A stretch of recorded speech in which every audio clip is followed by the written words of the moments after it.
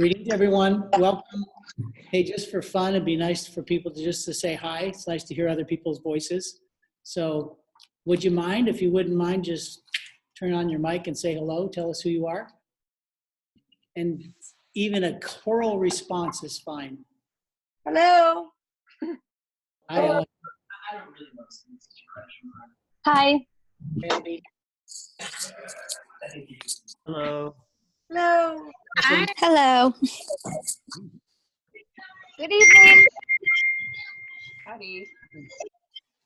Yeah. Hi, everyone. Was that Shannon? Hi. Yeah. Hi, everybody. Hi, kids. I see Mr. B.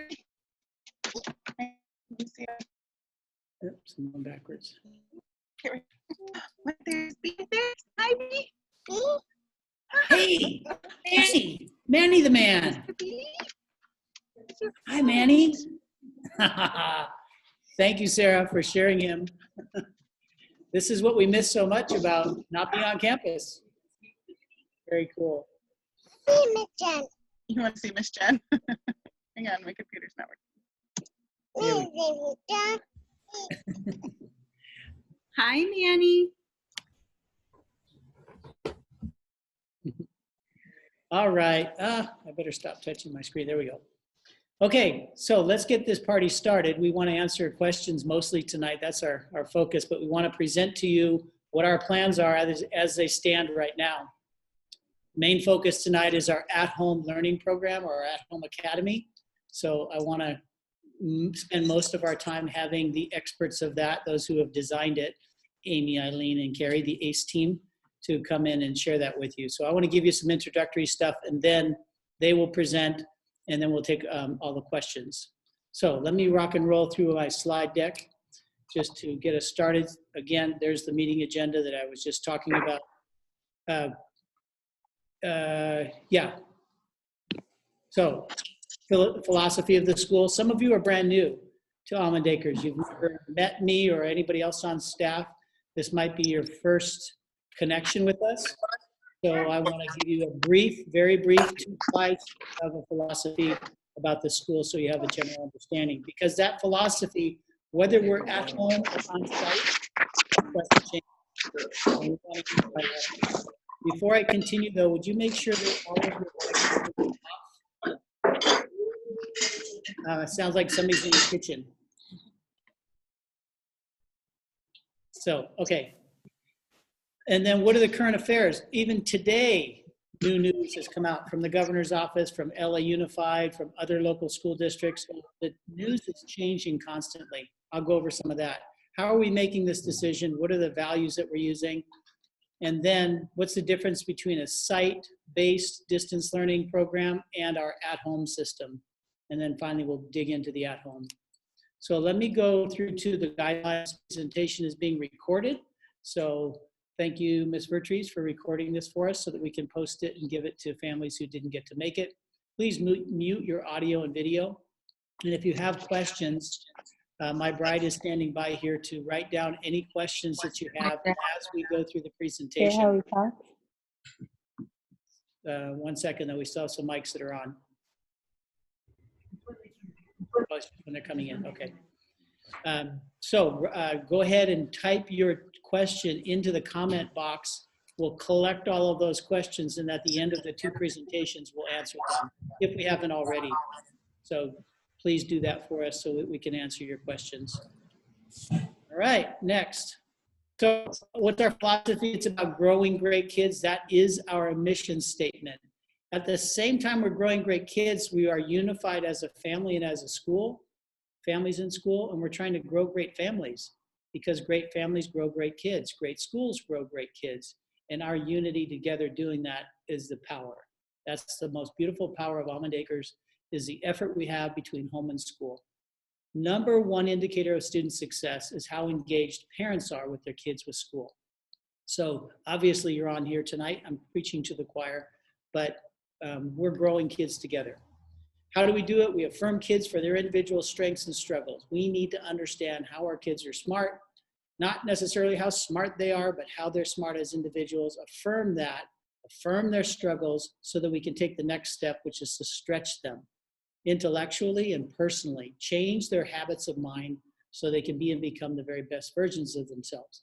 So affirming first, then stretching, and then you got to have cake. You got to celebrate. We want to celebrate that awakening of creativity. That's our mission statement if you've not heard it before. It simply said, grow great kids by affirming, stretching, and celebrating them. Next.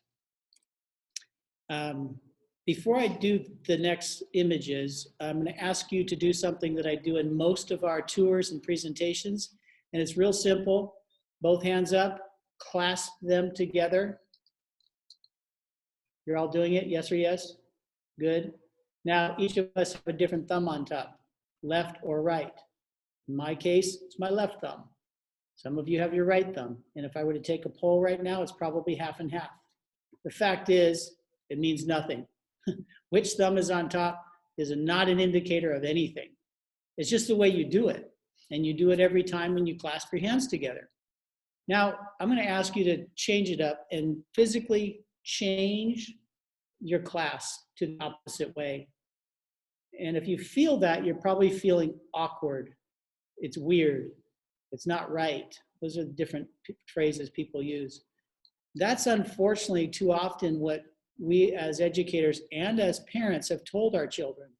You're not doing it right. But in fact, that's their natural way of doing something.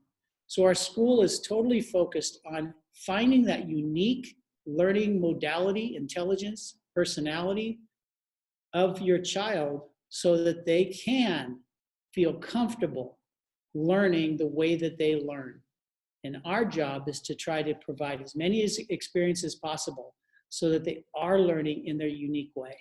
So this is a very physical way to feel that idea. So with that said, the center of our logo, the center of our philosophy is the dignity of every child, that they are unique and deserve dignity no matter which thumb is on top. Then take it to the broader picture of our children. They are smart, heart, mind, body, and soul.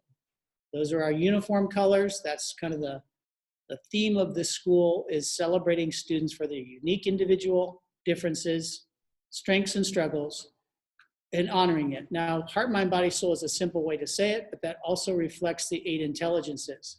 I won't go into all of the intelligences right now, but they all are encompassed in those 4 areas. So we're trying to understand the dignity of the child and how they're smart based on their intelligences. And then we move it. We try to make that happen in many of the experiences, if not all of the experiences in the classroom and on campus, that we're celebrating those 4 areas. So that's the philosophy in general of the school. If you have a specific question, go ahead and comment on that now. But I think I'll stop there with the philosophy part of it. Okay, how are we making these decisions? You know, as I said earlier, that things are changing dramatically, and you know, number one has to be the safety of our students, families, staff, and our community. So that has to rise to the top when we're making decisions about how, where, when we're educating our kids. We're also trying to mitigate the spread of the virus. And you know, what I wish were the first topic would be to have effective and engaging learning experiences, but safety has to come first. Next, harmony with the needs of our families. We know that you're working families. We know that you've got a lot going on in your lives. How do we support you in educating your child so that we can have that synergy between the home and the school? Next, transition. How do we transition back to site-based learning for most students? Now, for most students, the site-based learning is the most effective. For many families, homeschool options, virtual learning options are better and more effective for your child. But for the general public, we know that the site-based learning is what really needs to be available to all families. All right, and then finally, we ask ourselves all the time, what's the next right thing to do? So those are the values that we're going to use to make our decisions. Next, our at-home academy. Let's try to summarize briefly what that is and what it might look like, and then we'll get into the details. It's not your typical homeschool program. Why is it different, or how is it different than a typical homeschool program? You will be directly engaged with us as a school. You will be directly engaged with a certificated teacher. You will have opportunity to participate in just about every element of our school where you are able. So whether it's our athletic programs, our drama production, our if we do a virtual read, run, relay, our shared start every morning, you would have the opportunity to have a morning meeting with your teacher every day. So it's not all family taking care of it. It's in conjunction with the school, with the philosophy of the school and the programs of the school. So it's not a typical homeschool program. It is a hybrid, essentially, between what we offer as a school and our philosophy, what you want as a family, and trying to connect that as best we can. The purpose is to align schools and family with the goals and the efforts of the school, pandemic relief, and getting to our kids' heart, mind, body, and soul. All right, another way to illustrate that is this with this Venn diagram. Our at-home academy is one of our distance learning options. So the distance learning title has been out there since March. We engaged in it completely, obviously. All of our kids were home. We were very successful. It was just, I was so impressed. I was so impressed that my daughter, my grandchildren, and all of the kids in our school stayed very involved with our school, and we were able to support the kids and their families to stay engaged in school and continue to learn. So we have two things to offer here. We've got an at-home academy, which the parent is primary, the primary teacher at the time, although you're connected with a certificated teacher, and then our site-based. What will the site-based program look like? Who knows? LA Unified just announced today that they are not returning in the fall. They're gonna stay on a distance learning model. San Diego did the same thing. The trend right now is we're going backwards, we're regressing. Our county has been in a better situation. We are on the verge of being on the watch list, but we're not there yet. So based on what the county health department tells us, we may or may not be back on distance learning. Despite that though, we know that families, even if we go to distance learning, if it were to open a month from then, there are still families that want to stay home. And we're going to honor that as long as we have the ability to, based on the state guidelines. So that means that for this next year, we're going to provide this at-home academy. Okay, so those, let me move forward. What did I missed the state, maybe I skipped it. Okay, yeah. All right, so now I'm going to bring in Carrie, Amy, and Eileen to give you some more details. Thanks.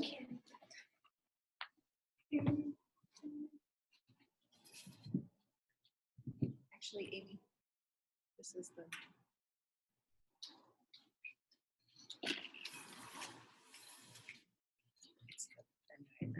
He already went through the Venn diagram. Right? Unless you- I'm not. All right. Good afternoon, evening. I'm Carrie Field. I'm the curriculum coordinator at Almond Acres. Some of you know me, some of you don't. I'm super excited to be here, and I've had a big part in getting this information ready for you. So I'm going to talk about the at-home academy and what materials you can expect to receive from Almond Acres.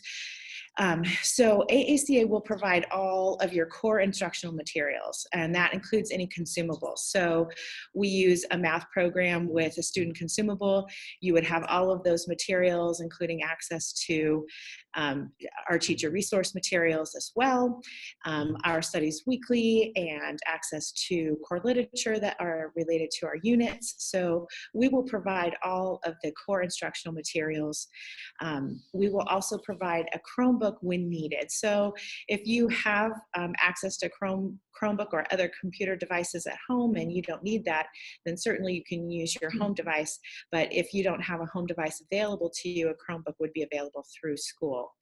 A supply list with your general materials available and your grade level specific supplies. So we've identified where there's a set of general supplies that you might need for school, and then those that your grade level teacher is utilizing in instruction, we would want you to have that information and those supplies available at home so that as you are participating, you have the same materials.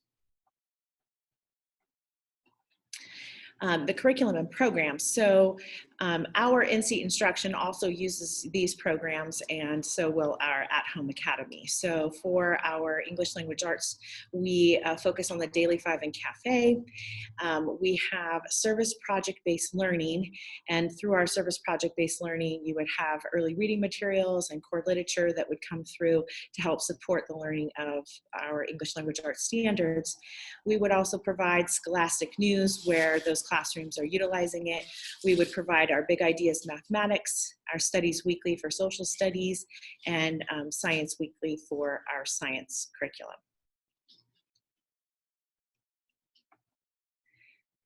The program, as we continue through the program, AACA will also provide access to Parent Square, which is our parent portal. It will allow you to stay in contact with your grade level teacher. It will provide you with information that is related to school functions and things that are occurring campus-wide. We've already established our Google Classrooms for the At-Home Academy, so you will have access to assignments and other materials available through the Google Classroom for your child's grade level. We will provide you with a year-long curriculum and pacing guide outlined week by week, and it will cover all core subject areas, including English language arts, mathematics, social studies, and science, and our SPBL units for a year long. We will also provide you with SPBL year-long overviews, and your students will be able to participate in the SPBL using self-directed projects. Additionally, where applicable and where appropriate, your child would have access to field trips and guest speakers through the At-Home Academy. We also will provide an interactive art and recreation calendar, so your student and So let me step back for just a moment and make sure I'm clear with, I use a lot of acronyms as we all do in education. SPBL is service project-based learning, which really means that you're engaging in a real life academic question or problem, and you're learning your standards and core materials through the investigation of that essential question and or working towards answering that essential question. So we have service project-based units defined for grades K through 8, and most every grade has 4 projects that are 4 essential questions with an overarching idea that they will focus on over the course of the year. And under that service project-based learning umbrella, we incorporate our content standards, so our Common Core state standards. So all of those standards kind of funnel through that essential question, and we investigate and learn those standards through that process. And a big part of that process is engaging within the community, and we do that with field trips and guest speakers. So where appropriate, your child would be able to participate in field trips and guest speakers. Then additionally, we have the art and recreation interactive calendar, so you can have that ongoing enrichment activity through art, and your child would be able to participate in recreation through the recreation calendar as well. Additionally, your at-home students will participate in our trimester benchmarks and our state assessments on campus. And then next, you'll be meeting Eileen Higgins, who will go over responsibilities for the At-Home Academy. Hi, everyone. Some of you know me, but those of you that don't, my name is Eileen Higgins, and I am the Support Services Director here at Almond Acres, which means I work with a lot of the intervention programs, whether that be for academics, social emotional learning, behavior. So I'm kind of around the block in terms of supports.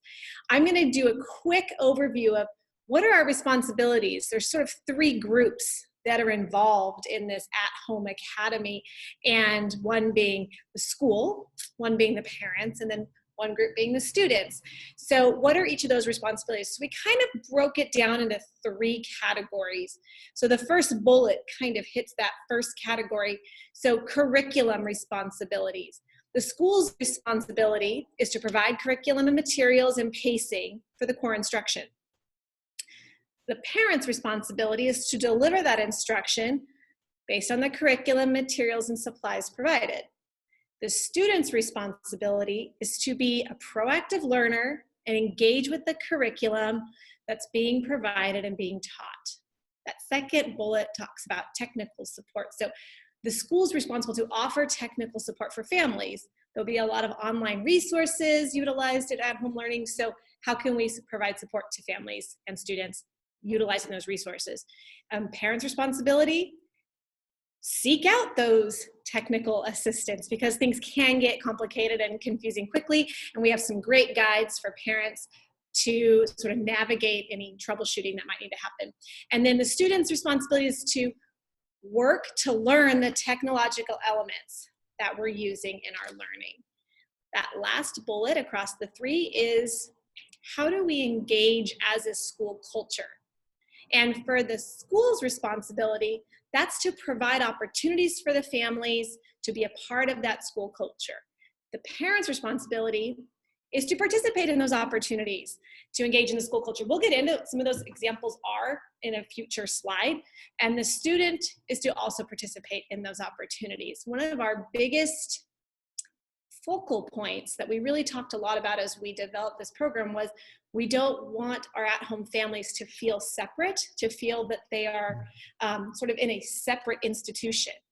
They're very much AACA families, and we want that culture to really be strong between all of our families. So I will pass it on to Miss Amy Baker, and she's going to talk about how we can have some of that parent involvement opportunities. Hi, everyone. For those of you who don't know me, I am Amy Baker. As Eileen said, I'm one of the founders of the school and am currently the program director. So I oversee all of the K-8 programs. So as far as parent involvement goes, if your child participates in the At-Home Academy, you are lucky enough as a parent to still be able to be super involved. So we have what we call the Program Site Council. It's similar to a PTA, and you would be included in all of those meetings and webinars and any school-wide events that happen throughout the year based on the Program Site Council. We are always looking for parents to participate and to help out in that. We have officers and they meet monthly. So you certainly can still be a part of that, and we would encourage you to do so. We also have fundraising opportunities throughout the year. Obviously, with the situation we're in now, we aren't sure exactly what that is going to look like, but we do currently have a team working on what we normally call the gala or the auction most recently. And so they are still working on auction ideas. And then one of our largest fundraisers throughout the year is typically our Read Run Relay, which was mentioned previously. And we also have typically a drama production where we raise funds as well. And so you would be able to participate in any of those opportunities. As far as parent support goes, so Mr. B was talking about the fact that we don't want this to look like a typical homeschool program where we just give you everything and you're on your way.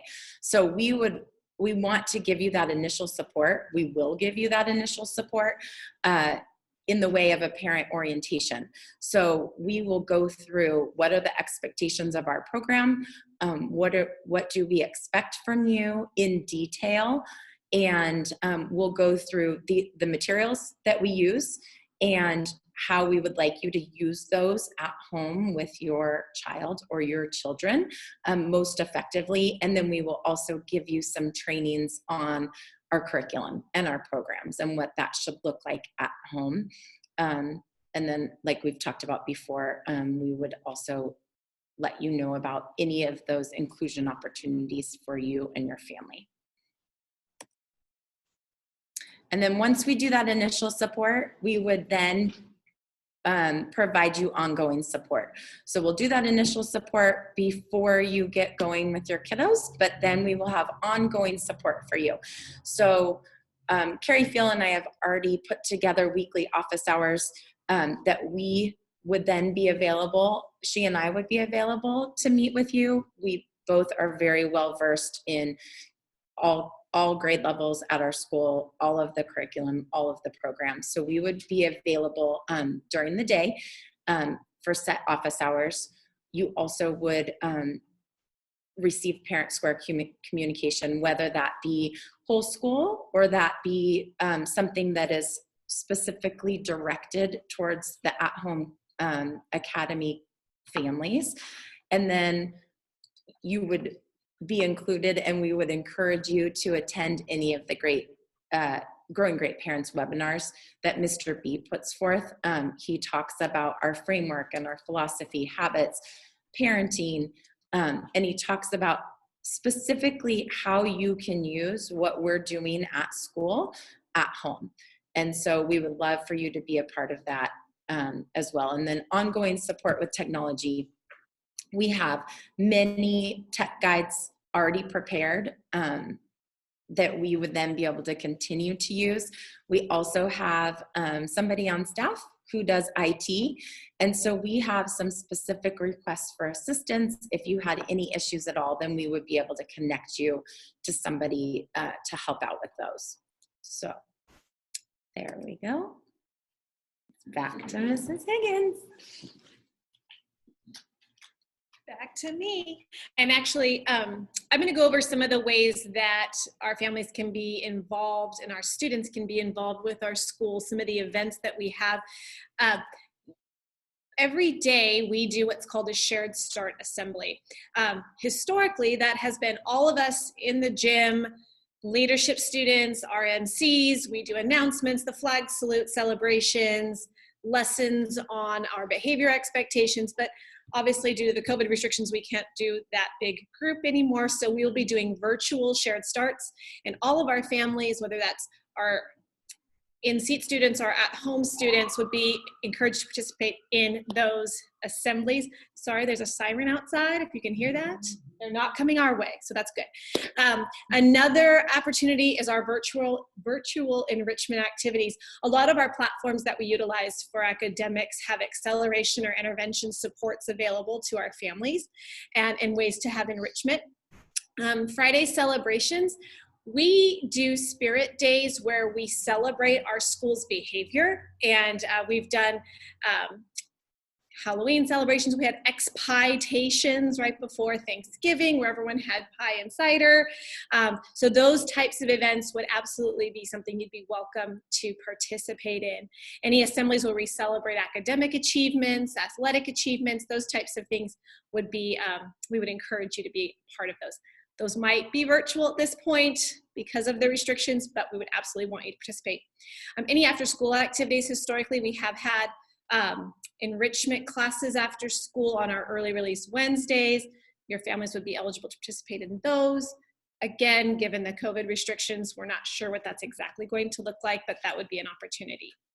We do have athletics and sports for elementary and middle school, so we would definitely encourage our at-home families to maybe take advantage of some of those opportunities. We have things like cross country, ultimate frisbee, volleyball, basketball, track, and flag football. I might have even missed one, but I think I got track and field, cross country. So those are really, really fun. We have lots of students who participate in our athletics, and it's a really great school culture and bonding time. We do enrichment events like Destination Imagination. Our teams have actually traveled to the national competition, I think 3 years in a row now, at least 2 or 3, 2 years ago, 2 years. So that's something that is an after school activity. The other thing that's not on here, I'm going to go to the next slide because I might have just forgotten that it was on here. No, but I'll add it into this one. We have daytime events and nighttime events that we would also want our at-home students to participate in our families. So some of those daytime things, they've been mentioned a little bit. We have an annual turkey trot, which is a running event. probably obvious, it's near Thanksgiving. We have a reindeer run near winter break, and that's a running activity that we have all of our families participate in. Our annual drama production, it's really close to my heart because I get to help out with that every year. And that is a huge number of students participate. There's auditions and rehearsals. And Dina Vertrees, one of our teachers, she's actually doing our moderating tonight. She is one of the, I'll call her a producer / director of that. And then our own Claire Fandaro is our director, and we have a wonderful time with up to 60 students participating in that. We do a read, run, relay, which we mentioned earlier is one of our fundraisers. We have a maker fair, and this year we actually did that even though we were on full distance learning. We did it virtually, and it was a great success. Students used video to show things that they had made and to teach what they were making. Our annual talent show happens at the end of the year. Again, we actually did that virtually during distance learning. It was great fun. We had many students participate. We do our kinder celebration every year where they move on to first grade. Our 8th grade promotion ceremony would definitely be something our at-home students would participate in. And I'm going to add to this list field trips. One of the things that sets Almond Acres apart from a lot of other schools is that we offer a tremendous amount of field trips. If they are available to us, we will continue to do that. And our at-home students would be invited to participate in those field trips. Our students go all over for a variety of things. As part of our project-based learning, we have connections to many organizations in town. We call them our partners, our community partners, like Ada's Lodge, Echo Homeless Shelter, and a variety of others that we built relationships with when we do field trips to their organizations. We go to Cal Poly performing arts activities. Our 4th graders go do a big gold rush trip out to the river. So there's a whole bunch of things that we do in field trips, and all of our at-home families would definitely be a part of those. There's one of the greatest things about Almond Acres in terms of our curriculum. We have that enrichment of field trips. Our nighttime events include our Meet the Teacher picnic. Every year we do a Meet the Teacher picnic. Again, given COVID, I don't know exactly what that's going to look like this year, but it happens before school starts. We all sort of get together. It'll probably be virtual this year. You find out if you're in seat who your teacher is. You meet other families in your grade level. You hear about the school. The site council gives announcements, and it's a really nice event. We always have back to school night, an open house, and at our open house in the spring, we have an art exhibition where all of our students participate in an art show. So those are all events that we would definitely want our at-home students to participate in. Additionally, we have leadership activities. We have a leadership class that's from middle school, and they plan a variety of activities. So our evening, we actually do a dance, a leadership family dance, right around Valentine's Day usually, and then they also plan other activities throughout the year. So our at-home folks would definitely be, we would love you to be a part of any of those activities. So I think, ooh, it says it's question time. So I don't know if Bob's gonna step back in, known to our students as Mr. B. He's gonna step back in, and if we have any questions, we'll all be kind of fielding those as he shares them with us. Thank you for your time. I like this napkin art. That's pretty good. All right. All right, take a deep breath. I know that was a lot of information, and we will make this a PDF file and make it available. So just take a deep breath and step back for a second in your brain. And how well has this presentation so far addressed your questions and concerns? There has to be a lot more out there, I know, in terms of questions. But if we can address those right now, we will. I have about a half a dozen questions here right now that I'm going to try to answer for you. So let me do that first, but don't hesitate to chime in through the comment box and ask another question. So this is a great question, Melanie, about, what's really the difference between this at-home system and distance learning? Boy, this has been our biggest question for the past month, trying to wrangle how we describe this particular program and our distance learning program. Essentially, distance learning is going to be, and this sounds contradictory, a site-based program. if we're back on campus, we are very likely to be 50-50. That kids are going to come certain days of the week, and then the other days they're at home doing distance learning. So that's a site-based program because you have the responsibility to come onto campus and participate in the classroom with your teacher in your class. Now, we all know, and the numbers seem to be growing, that many families are not going to be comfortable going back to campus. So therefore, we provide an at-home experience that is distance learning, but it's an at-home experience. So understand that our site-based program is on-site as well as at home, because I don't see that changing. The only thing I see changing there is the on-site disappears. LA Unified just closed down their schools and said they're not opening in the fall. Will that happen to our county? I don't know. And I meet with superintendents every week. We have a meeting with the county public health department, Penny Bornstein. We meet with Jordan Cunningham, and we get direction from the state and our county to determine what our parameters are going to be. Okay, Amy's going to add to this. So I'm trying to describe that as best I can. Let me see if Amy can even enlighten us further. I think another big difference is that Carrie Field is pacing out our entire year. And you as a parent, if you choose the at-home academy option, you as the parent are going to be primarily delivering that curriculum daily to your child. So to me, that's where the huge difference is. Whereas in the spring, when we did distance learning, I will say that our teachers did a fabulous job and they went above and beyond what happened in many schools, but we were expecting them to put out about 3 videos a day. And with the at-home academy, the parent, let's say in math, the parent will have access to the TE. Oh goodness, it just went, like I see myself in a very big screen. Teacher's edition, and it's all paced out for you, but you will primarily be delivering that instruction with our support. And I think the other main difference is with distance learning, the primary contact was the grade level teacher or teachers. And with this at-home academy, you will certainly receive a lot of guidance and support from credentialed staff members, but I wouldn't say that it's necessarily going to be the grade level teacher. So as I was talking earlier, it may be Carrie Field, it may be myself, it may be somebody from support services. So we still will connect you and your family to credentialed teachers. We are credentialed teachers, even though my child thinks that I just work in the office.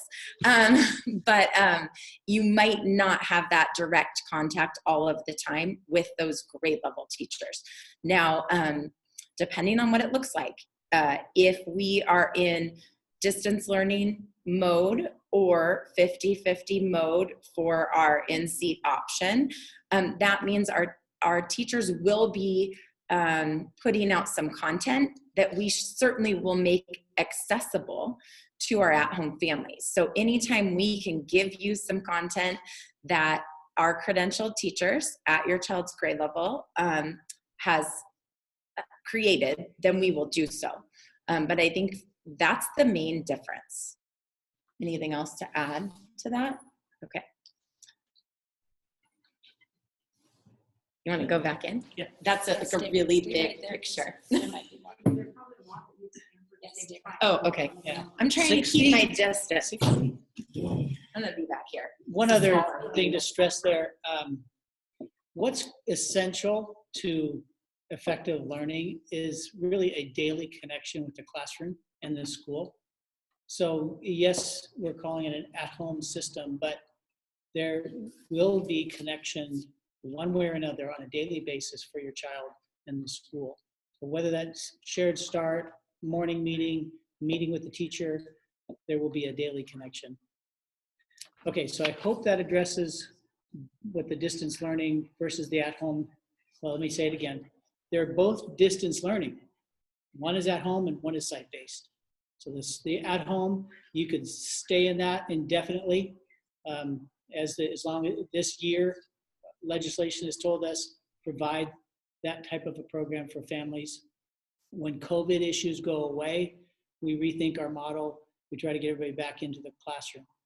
So, but that's at least for this year that we're told that this program needs to be available. The next question is what type of parental controls restrictions are going to be turned on to the Chromebook? So our equipment is linked directly to our server and our systems. So that restricts students to the particular software items, websites, et cetera, that go along with our server. So that has a pretty strong restriction on it, and that would be implemented at home because they log in through our system. Sports was a question. Oh wait, no, it wasn't. Sorry, we already addressed that. I already talked about daily interaction with teacher. Next question, when would we need to make a decision to do at home or on campus option?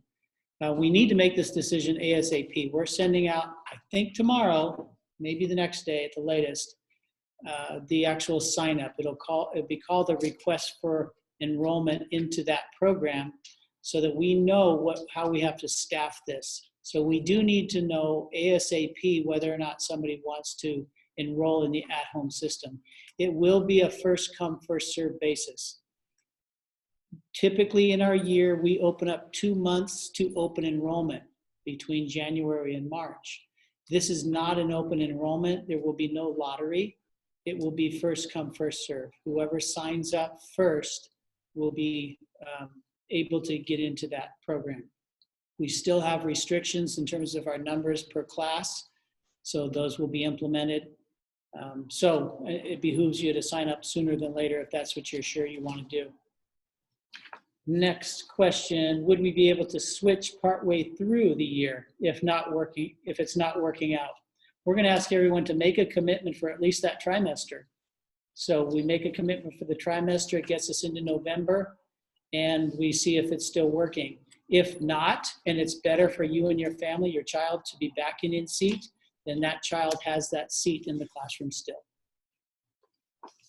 And then, Dolly asked a similar question. Okay, did we get any new questions? We have a few more. Okay. So one of the questions is, if students progress faster than the weekly curriculum in certain subjects or materials, will there be support for that?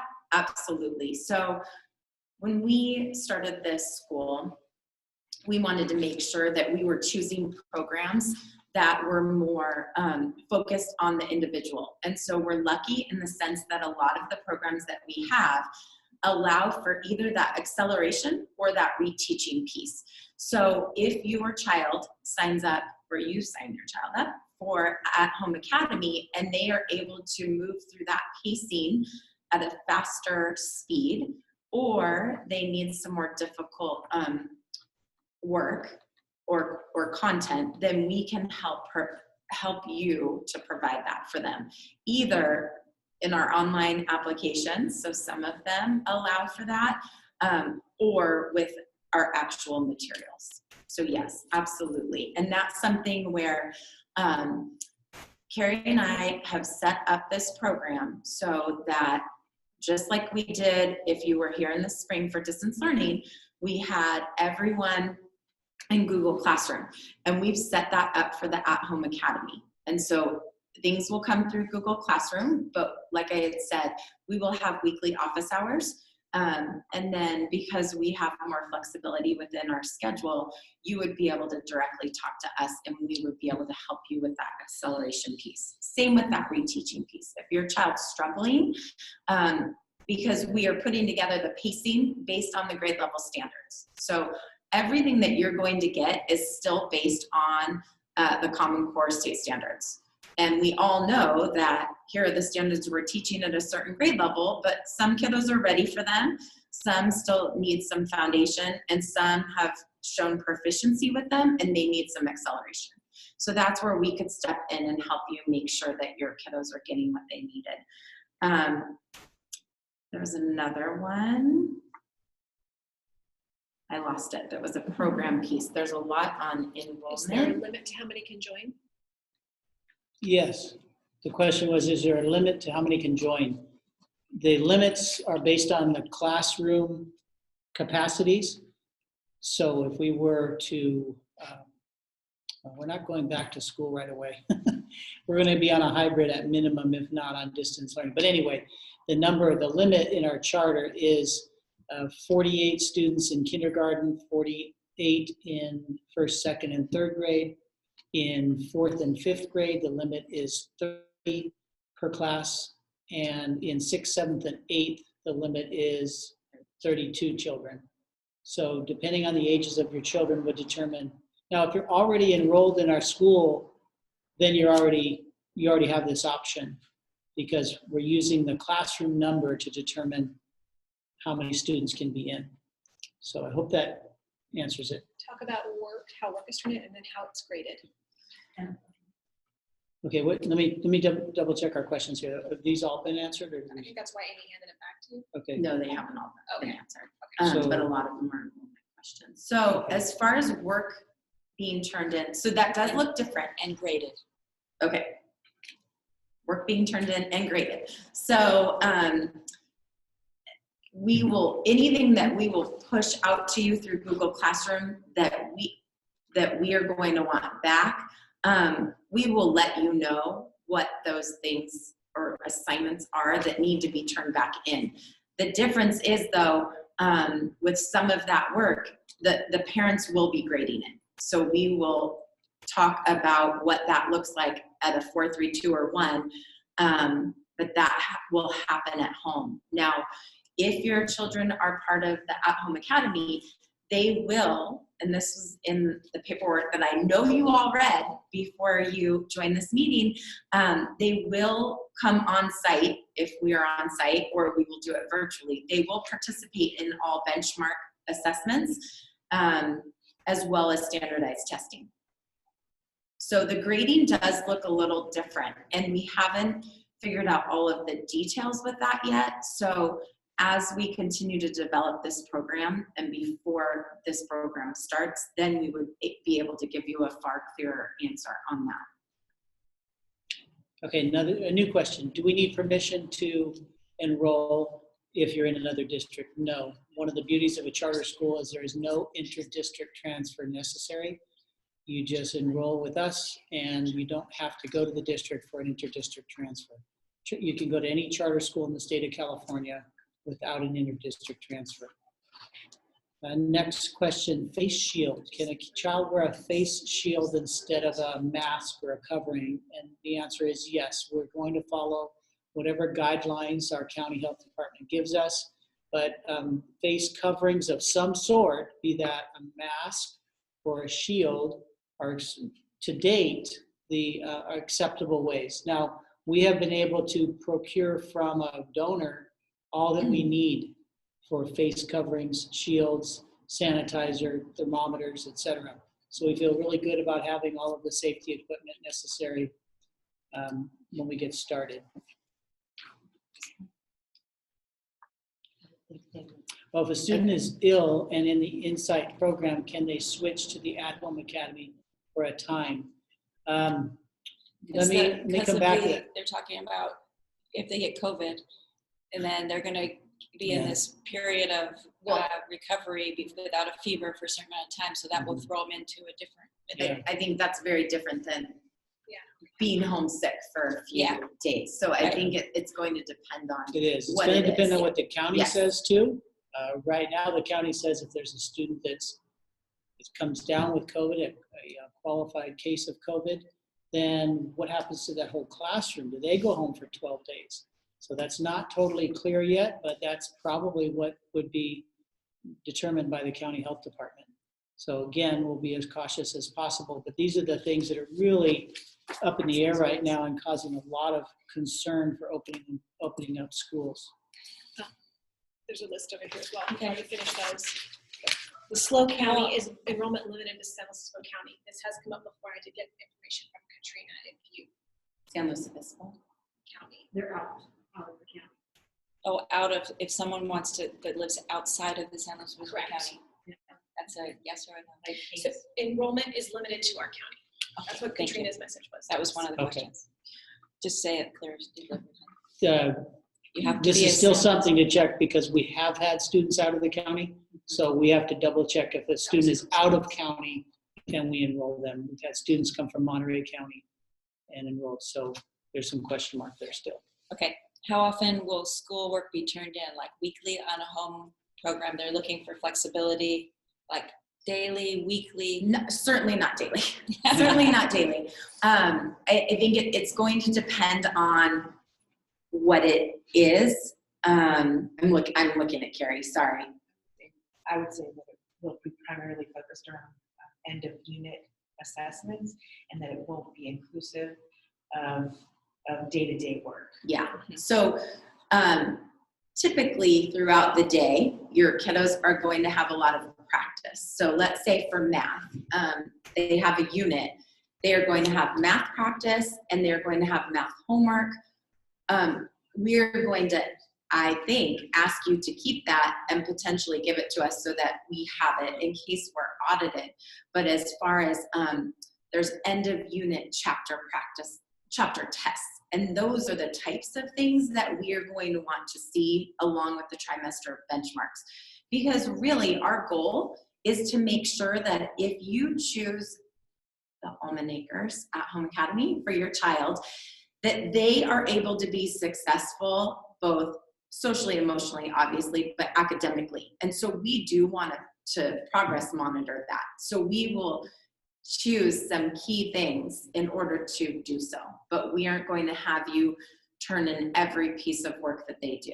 So that is something that, again, we haven't fleshed out yet, but we will before we start. Now, I do know we have a lot of enrollment questions, and Erin Colgrove had said that if you attend this meeting, she will be sending a follow-up with, like Bob said, there will be an RFE request for enrollment, and we changed the form a little bit. And so when it talks about, there's a box of, I think, 6 different options, and it says check all that apply, and one of them is the at-home option. But we also have a lot of attachments that she can send to you that gives you more detail about our actual program. So I think Carrie Phil and I sent her about 15 attachments of documents that we've created, which we probably have about 30 documents in all. She only attached maybe 7 or 8 of those for you last week. So we do have more detail. We just didn't want to overwhelm you with the details. We wanted to give you kind of a big picture. This is what it would look like. And then here are some of the key details. But if you are a family who is really interested in this and you are ready to look at the detail, I would urge you, when Erin reaches out to you, she can give you my cell phone number if you don't already have it, if you aren't a parent at the school. I always give it out on Parent Square. And you're welcome to just contact me directly, and I can send you any of those documents that you would like to review, or I'm happy to talk through them with you. Okay. Again, they're asking a similar question. How many can enroll? So maybe you can just clarify that again, that it's when our class size is filled. Okay, so if you are already enrolled in the school, we just need to know that you want to be in the at-home program. So you just fill out that RFE and say, I want to be in the at-home, but you're guaranteed that spot because you already have it. You already have one of the spots in that grade level. So if you're a new family and you want to use this as your option, then you'll do the RFE and say, I want the at-home. Now, when we fill that class to its capacity, both site-based and at home, then there would be a waiting list.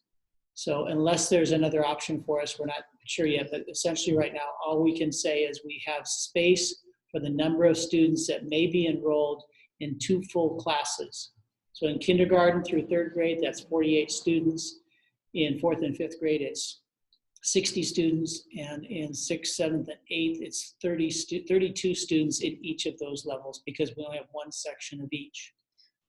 Now, this went out though to everyone that had inquired about our school or that had turned in an RFE or enrollment form. So you may be on this call, but you still may be interested in whatever our in-seat option is.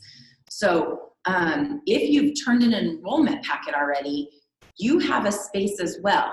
And I would say that if you want to do the at-home academy, great, go for it. But you also can still stay with our in-seat program. Yeah. Is that Still, clear? but you Okay. still need to make the choice on your RFE. Yeah. Uh, They've already turned in an RFP, they're already in the numbers, correct? Yes. okay, because someone That asked was that. the question. And So- Aaron, you can clarify that or qualify that if necessary. If they have turned in an RFE, then they do have a spot because you would have told them, no, you're on the waiting list if not. So let's clarify that to be sure. And then let me say this too. If, let's say, a grade level has, it has 48 spaces in it and 24 of those are saying at home, then that's going to be a much different situation in terms of who the teacher is and how we accommodate those families, because the other grade level teacher will be able to take that on better than if there were only 3 students from a grade level. So that's why there may or may not be direct connection with the faculty member of that grade level. It'll be dependent upon how many students are in the at-home program, okay? Aaron, I saw that you were jumping in. Do you want to speak to that? Sure. I just wanted to clarify that a request for enrollment is the simple one-page document that most of you found on the website. And it just was the simple, basically it's a placeholder. So once I receive that, I'm going to put you in and your number is now in that class number. The enrollment packet, which is the bigger multi-page packet that requires documentation like birth certificate and immunizations, that's that final step. And some people have gone that far, but all I need is that first request for enrollment. And yes, I did see a question just come through. You use it as a placeholder, even if you haven't made your decision. If you're feeling like you really want a space in this program, whether it be at home or in seat, you do need to turn that in just so that we can have that number be more accurate. But so when they say RFE, it's the simple one-page document that comes off the website. And whenever you have turned one of those into me, I then email you back with the full enrollment packet. So there's 2 steps to enrollment. The first one's the placeholder. The second one completes the enrollment. So Erin, just for clarification's sake, so if I'm a new parent, I completed the request for enrollment, a one-pager, and then I completed the enrollment packet, and I still want to move forward with whatever the in-seat option is. I don't have to do anything further. The only time they have to fill out another request for enrollment is if they want to be a part of the at-home academy, whether they're a current student or they are a new student, correct? Yes. So I think that is a bit confusing because we want to use this new form, the online request, for our current families so that we can get an idea of how many of our families from last year are interested in that at-home option. But we will send it to everyone. And some people, I know one parent in particular already filled out the request and marked homeschool. And I do have that. I'm fine if they contact me individually and just email me for that. Can you just clarify, if you're on this call, did you receive a place? No, No. if you're on this call, you did not receive a space in this. It's only with the RFE that determines that, unless you're already an enrolled family and student, because you have that option to switch over to the at-home system versus the site-based system. So Correct. if you're new to our school, then you absolutely need an RFE. If you're an existing family, we need the RFE, but that doesn't change your enrollment in Almond Acres. You're still enrolled in Almond Acres and you can choose one or the other. Correct. Many of the people on this call, I can see your names and I know I've corresponded with you, and I'm so happy to see you here tonight. And I've seen you come through basically as just a website inquiry, basically using the contact us button to say, hey, I'm interested, is what got you here tonight. And then we want to take that next step, and I'll help with that tomorrow by sending an email, or you can do it yourself and go on the website. But I will tomorrow be pushing that out to everyone who I've already been in touch with via email. I'll send a link to that tomorrow. And will we send a parent square post for our existing families to fill out that same Google form? Correct. So somebody asked if you participate in state testing and other testing. Yes, and I said that earlier, but I called it standardized testing. I apologize. But That how will was you do that? They were asking. EduBabble as well. So we will have, I think, did we attach the assessment calendar, Erin, or not yet? I think that was one she chose not to give you. So we have an assessment calendar that we've created for the entire school year. It's very extensive. We often do assessments every trimester in the areas of reading and writing and math. And in the older grades, we practice for our standardized or state testing. And so if we were to be on campus, then we would have your child come take that. We would have your child sign up and come take that testing on site. If we are virtual, then obviously that assessment is going to, or those assessments are going to look different for all students, not just the at-home academy students. So I can't really answer that until I know what our site-based program will look like, but they will also participate in state testing. And that, go ahead. She's been trying to politely jump in. The state of California has given us the opportunity to use state of California has given us the opportunity to utilize our interim assessment system virtually for students. So if we are not in seat, then we'll be looking at the alternatives available to push those assessments out virtually. And so for interim assessments, which are part of our benchmark assessments, that will be part of that process.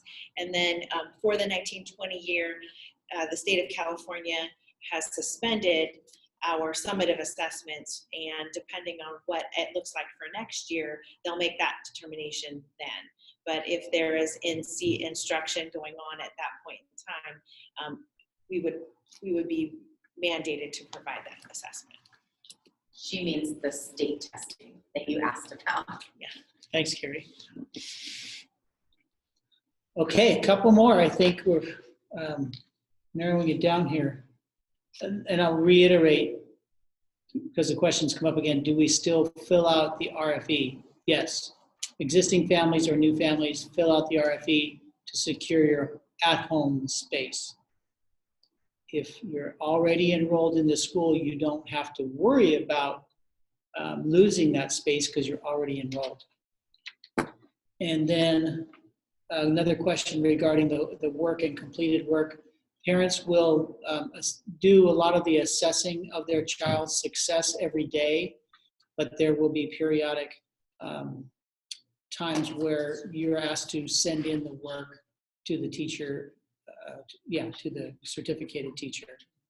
One more regarding an iPad versus a Chromebook.